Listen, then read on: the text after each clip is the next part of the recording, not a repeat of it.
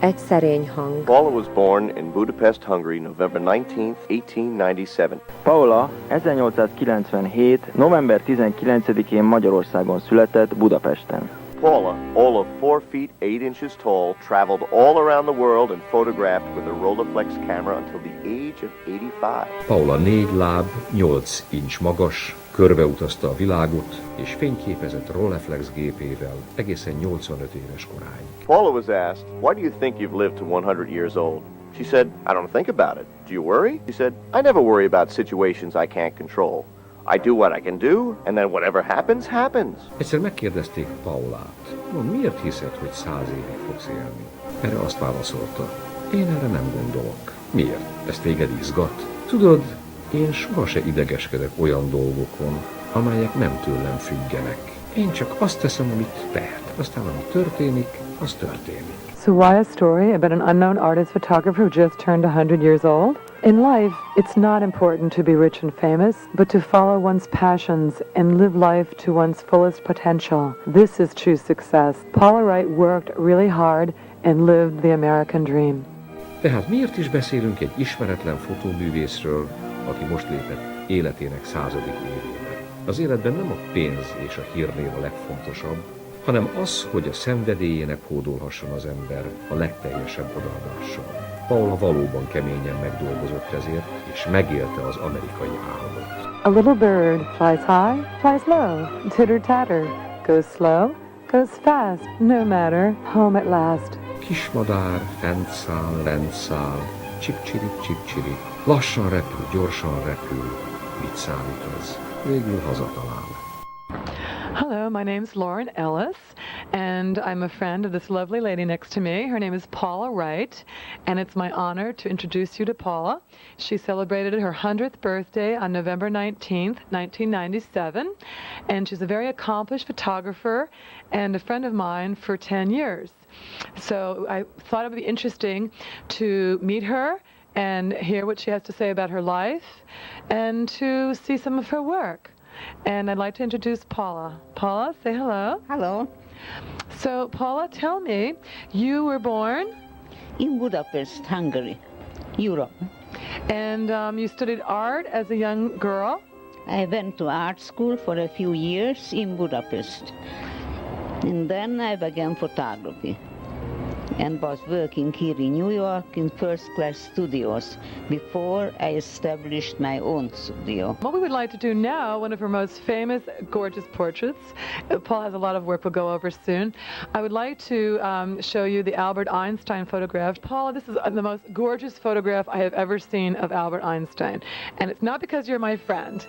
It's a sparkling expression that I love. It's a candid photograph. He's thinking, he's animated. Tell us about how this came about, how you took this portrait. That I was lucky to see him on the campus, the university, and he was talking to students.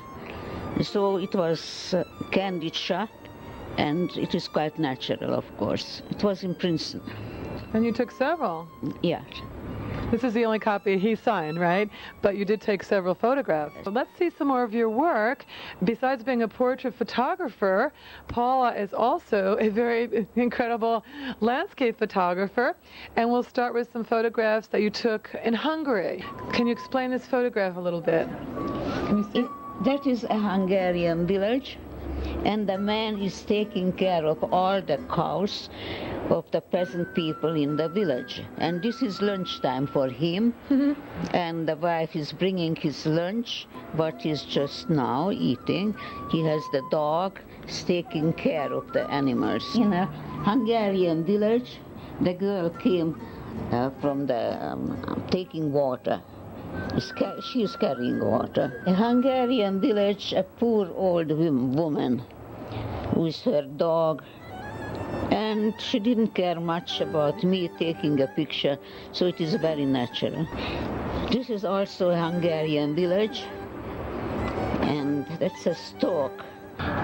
Oh, this is a Hungarian village too, with a very old 200-year-old famous church. A Romanian village with two peasant people.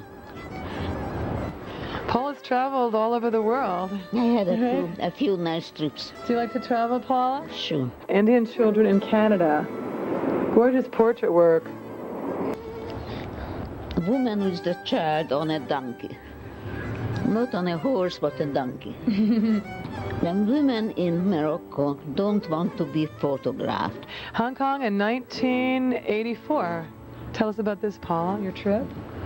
Yeah, that is Tokyo on a main street. 1984. Yeah. It looked to me like Broadway because very crowded. And we're in Hong Kong still? Yes. That is a suburb of Hong Kong. It's Austria. Yeah. And it's for In a small town, the letter carrier. Iceland. Oh, Iceland, Paula. You went to Iceland. Iceland is most beautiful. Okay, we're still in Iceland. The lone man, Paula. Very nice. Man with nature. Yeah. Okay, it's Greece. Beautiful architecture. 1975. And this Greek columns are interesting. This is also very beautiful. This is also Greece. Paris, France. Kissing. What year were you in Paris, Paula? Do you remember? Oh, It was one of my trips, but I was very glad to have this picture, this pose, because two young people kissing. And love is something, what belongs to France. Yes, vive la différence, as they say. It was in front of the church, Notre Dame. In front of Notre Dame, yes. Jerusalem. Yeah, Beautiful. Jerusalem. No, and these are the holidays when the Jews are praying, yes. Wow. 19th on the Bowery. Right. So this is about the character. Reflection of Fifth Avenue buildings in the lake of Central Park. Which museum, Paula? It is in the Metropolitan. Metropolitan Museum. This was taken in 1943. It's very beautiful. You really captured the My essence. favorite picture, It's your favorite picture? Why? because it looks good. Oh. This is in It's Mexico. Mexico again. It is Mexico. Just what I saw on the street. The little girl's perspective. Going to church.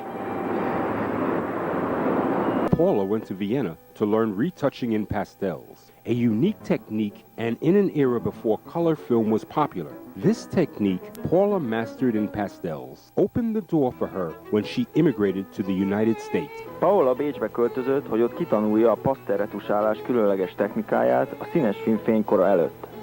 A technika, amit Paula magas fokon elsajátított, kinyitotta az ajtókat előtte, amikor Amerikába emigrált. Paula came to Manhattan in the 1940s and immediately went to the best photo studios on Fifth Avenue for a position. Paula is confident about her ability as a painter, photographer, and retoucher. Paula said, if you don't believe in yourself, why should anyone else? She heard Fifth Avenue was the best area, and the third studio she went to hired her. They not only admired her retouching, but had never seen the pastel technique. Paula 1940-ben érkezett Manhattanbe, és azonnal az 5. sugárúton lévő legnevesebb fotostúdióban keresett állást. Paula biztos volt saját képességébe, mint fotográfus, festő és retusáló. Paula azt mondta, ha nem hiszel magadba, más miért hinne? Hallotta, hogy az 5. sugárút a legjobb környék. A 3. stúdió, ahova bekopogtatott, állásért felvette dolgozni. Nem csak a retusálási képességért dicsőítették, de még sosem látták azt a paszteltechnikát, amit magával hozott Amerikába. Paula had a tutor and learned German, Hungarian, French, and English fluently. Whatever Paula wanted to study, her father would support. Paula never took advantage of his generosity. She studied at a very competitive art school, National Academy of Art in Budapest. Paula a magántanár segítségével megtanult angolul, németül, franciául. Amit Paula tanulni szeretett volna, a papája támogatta, de Paula sosem ért vissza a nagyvonalúságával. Tanulmányait a nagyon neves budapesti művészeti főiskolán végezte.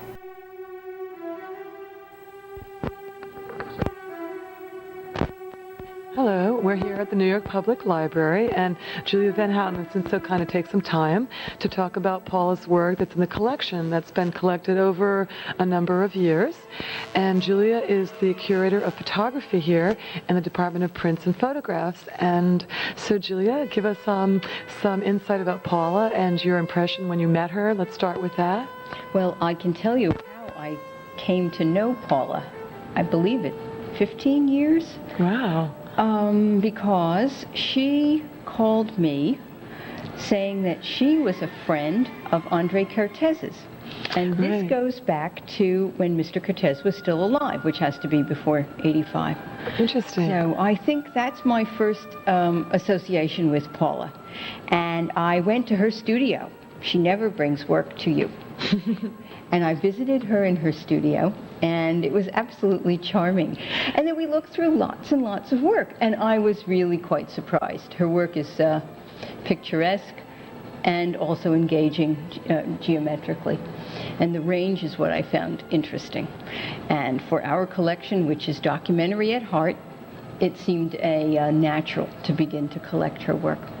So we have work that begins in the 40s when I understand Paula emigrated to this country. And I think the most recent pieces are into the 80s.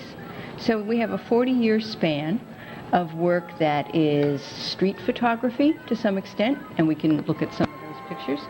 And others are an exploration of really what our urban environment looks like. For example, in the 1940s, Paula was just enchanted with street scenes that she found here in New York that were unlike anything she had seen in Europe before. So I think that's where her camera focused initially. But she never stopped taking pictures of children.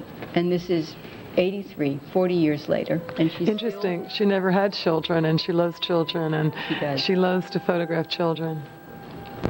So that's one facet that I find absolutely interesting. Another is her use of the geometry of the city. In this case, the way Lincoln Center is used as street furniture.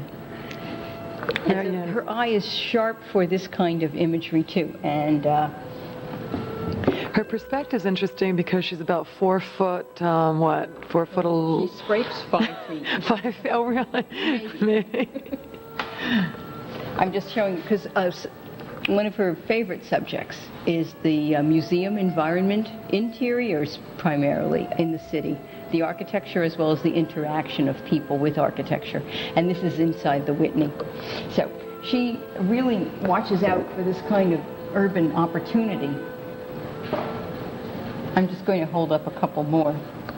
For example, taking Beautiful. advantage of the geometry at the Guggenheim. Yes, she loves the Guggenheim Museum. Most New Yorkers do, in a way. This one too. Really, it looks like 2 flying ellipses. And she does more conventional street work too. Is our own front porch. And also, the range of work you've collected is very interesting. Well, exactly. This entire pile is international in scope. And it just shows that Paula has been all over the world. And we have acquired then work that is unlike the city work. It's more conventionally geographic and travel, where she picks out a salient detail. If I go through them like this is one way we can talk about them. I'll really just hold up my favorites. That would be great. There.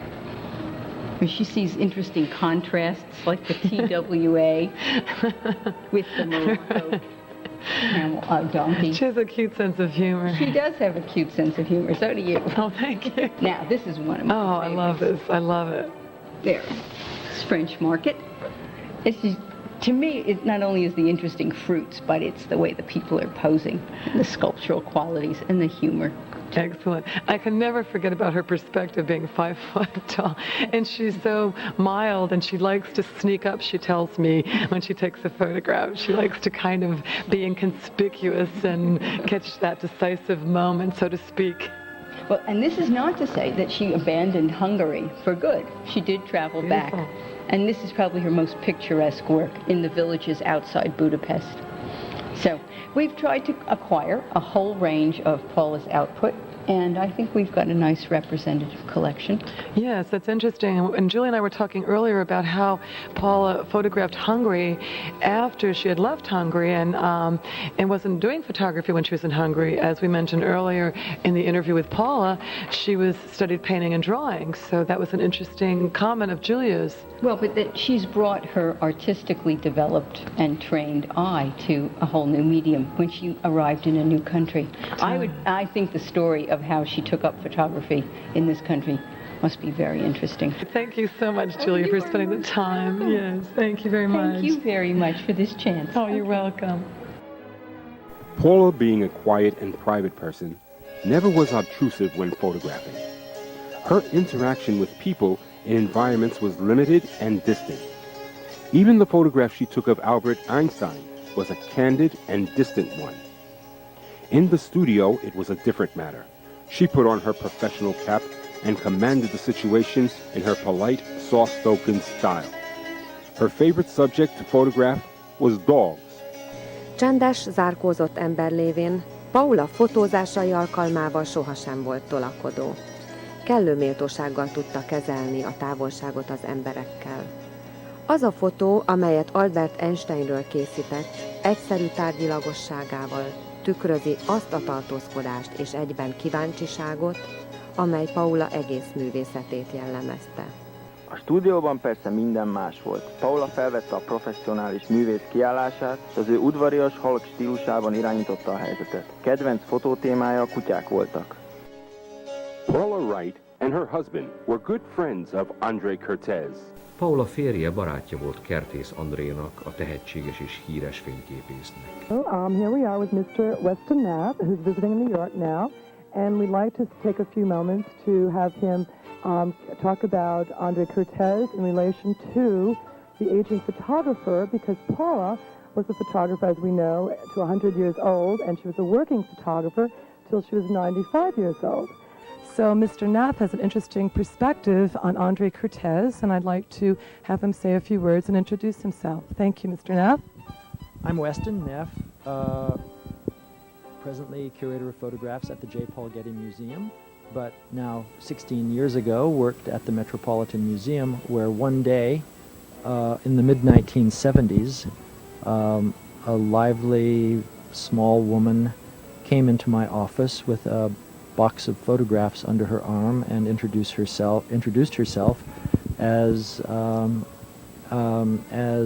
Paula Wright, a friend of André Kertész. And since at the time I was working on Kertész for a possible exhibition, I of course wanted to meet anyone who knew him, and was delighted at the opportunity, because little did I know that time would pass and that she would eclipse, would outlive all of the great Hungarian photographers of her generation. I mean, going back to the time of Moholy-Nagy and André Kertész and even John Albach, and we could go on and make quite a long list of Hungarian people who emigrated to the United States, who lived into their 80s or 90s, and who contributed something meaningful to art. So I want to show first the work of Kertész. Here is a picture that he made in 1912, to give you an idea for how long his career was. A woman in, well, this is in Paris. No, actually, this is a picture made in Paris. But most interestingly, if you could hold this, sure. Paula. Loren, that's okay. Loren, I've got to get my... So André continued to photograph up until the time he was 90s. And I want to give a sort of little late history of his work. In 1969, when he was about 65 years old, he made this wonderful picture of a German Shepherd dog and a boy, seen from a slightly different perspective than most. And it's interesting because at this time, Paula Wright was a photographer mainly of dogs. She was one of those rare people who established a professional practice photographing dogs. So at the age of 65, André Kertész was photographing a dog. And also, Paula had an ad in the Yellow Pages advertising dog portraits until she was 95. So at the age of 77, he made this lovely study of a tabletop in Paris. Gorgeous. Looking out the window. And it's so appropriate because on the table you will see a heart. And today Loren is wearing a red outfit because it is Valentine's Day. So nothing could be more appropriate than for a person who had a bit of sentimentality, as Kertész did, to be looking at his picture of a heart, a glass heart on a table on Valentine's Day in New York. And to give you an idea for how versatile he was, how these people, as they get older and older, seem to get richer and richer in their experience, Kertész photographed a nude woman through a distorting mirror at the age of 80. Wow. Also in Paris, just before his work went there. So Paula is in distinguished company as being the oldest at age 100 of this remarkable group of Hungarian expatriates who came to the USA and did something quite extraordinary, added something quite extraordinary to our cultural life. Thank you for inviting me to come. Oh, you're welcome. Thank you for giving us your time while you're visiting from Los Angeles. Also, I'd like to say just briefly that André Kertész said he writes with light. Paula Wright retired at the age of 99. Wright 99 éves korában vonult nyugdíjba.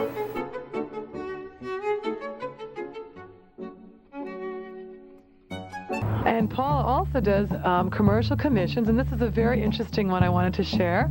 This is an album cover and a CD cover Paula did for Talking Heads. Tell us about this commission, Paula.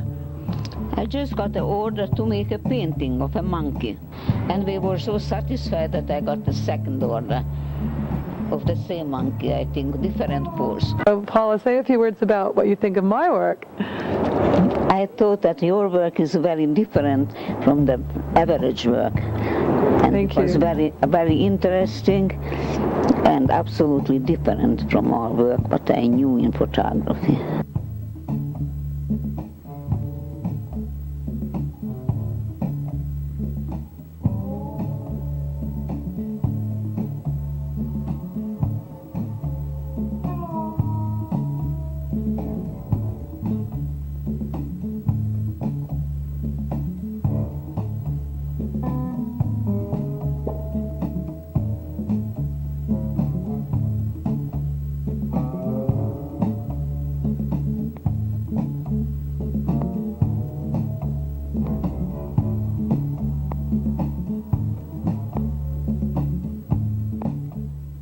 And you've done some photo retouching for Richard Avedon, a very famous photographer here. And could you please tell us what work and how you met him and what you did for Richard Avedon? I did some work for him and I got recognition. I had a beautiful book, his own book, what he sent me is recognition of good retouching. And also he sent his students to you. Oh yes. And then he sent me his employees to learn retouching from me. Her studio and darkroom were at home, and she worked many hours. Paula said she enjoyed working. She worked and had an advertisement in the Yellow Pages phone book until she was 95 years old. És a stúdiót a Yellow Pages-ben reklámozta 95 éves koráig. Hello, here we are at the New York Historical Society and with curator Dale Neighbors, who was so kind to take some time and talk about Paula and Paula's work. There's also a wonderful sort of inherent kind of dignity in the people in her photos. I guess especially this one on the Lower East Side. We have a fair bit of this sort of documentary work from the Depression. This is 44, slightly after. But here it's actually a very dignified portrait of this man who is obviously sort of very down and out. But often you get sort of a exploitive type of work. Paula didn't. I think she was very interested in showing him in a dignified manner. Paula's often there's a distance between her and the figure. Yes, she's like that personality was also. Exactly, she is. She's sort of there in the room, but not white in your face, and you kind of sometimes you forget she's there type of thing. Yeah. I mean, not in a She's bad, so little. not in a bad way. We were talking earlier about how she did very beautiful animal portraits, and She did. I was kind of amused by her animal portraits. It's such a, again, a weird kind of niche in photography. and some of them are actually kind of fun, in a sort of kitschy kind of way. Thank you so much, Dale, for giving us the time to talk about Paula's thank you. work. And Paula's teacher called her a tiny bird. Being her mother was ill with tuberculosis and died when Paula was only 8 years old, she was sent to live from house to house of various relatives. Paula said, if you have love, you have everything. Paula tanára madárkának becézte őt. Mivel a mamája betegeskedett, majd tuberkulózisban meghalt, Paula 8 éves korától háztól házra költözött a különböző rokonok között. Paula azt mondta, ha szeretet van, akkor mindened megvan.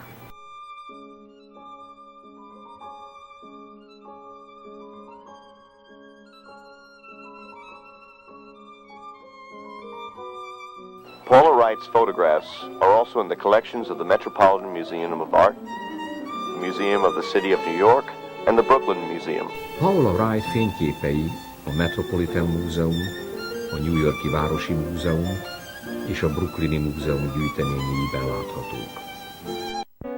in the apartment here we're sitting, there's some photographs on the walls and also some paintings and drawings Paula did, portrait drawings that you did. Painting. And painting, yes. I got many letters. I have a bunch of letters like this, thanking me for portraits what I had done in painting. They're beautiful. Not in photography, but for the customers who saw my work and ordered the painting besides the photograph.